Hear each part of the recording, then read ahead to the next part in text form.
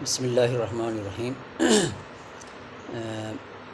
آج ہم بیع اجارہ کے حوالے سے باتیں کریں گے۔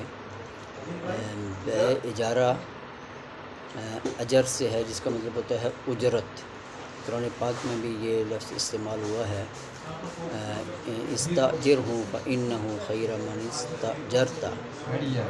حضرت موسیٰ علیہ السلام کی بیٹی نے اپنے والد صاحب سے کہا تھا کہ جس نے ان کے مال مویشیوں کو پانی پلایا تھا کہ اس شخص کو اجرت دیجئے، بے شک جس کو آپ اجرت دے رہے ہیں وہ بہت بہترین آدمی ہے۔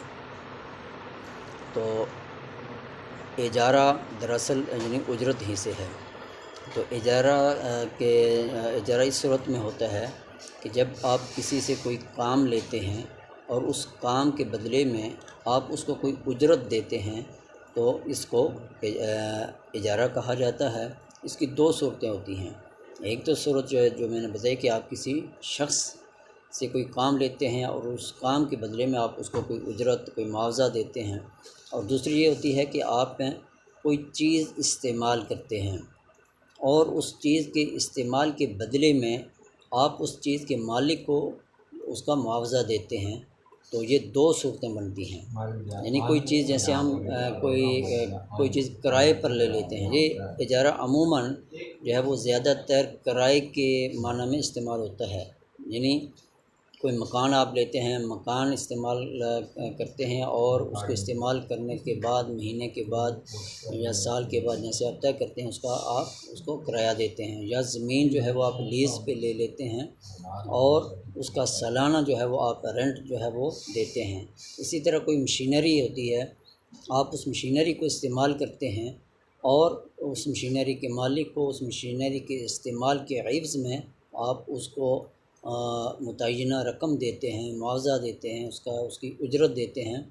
تو یہ جو ہے وہ اس کو کہتے ہیں، یہ اجارہ ہوتا ہے۔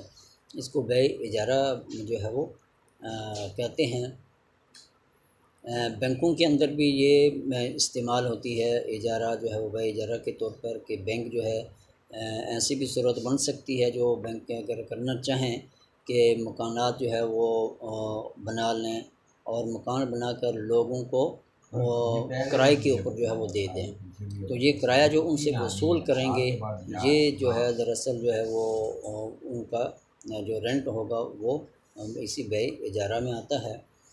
آج کل جو بینک اس طور پر استعمال کرتے ہیں کہ اگر کوئی شخص کسی کے پاس پیسے نہیں ہیں لیکن وہ مکان جو ہے وہ بینک کو آپ یوں سمجھیں کہ گروی طور پر دے دیتا ہے اور اس کے کاغذات بینک میں سبمٹ کروا دیتا ہے، اور وہ کہتا ہے اور وہ بینک جو ہے اسے وہ مکان کی جو قیمت ہے اس کی قیمت جو ہے اس کو دے دیتے ہیں، اور اس کی قیمت مکان کو جب وہ خرید لیتا ہے بینک، یہ دراصل اس سے بینک خریدتا ہے اور خرید کر پھر اگر اس نے 20 لاکھ میں اگر خریدا ہے تو وہ اس کو پھر 22 لاکھ روپے میں اس کو دے گا، اور وہ اس کی قسطیں جو ہے وہ طے کر دیتا ہے۔ اس میں وہ اسی شخص کو جو ہے وہ دے دیتا ہے جس سے وہ خریدتا ہے۔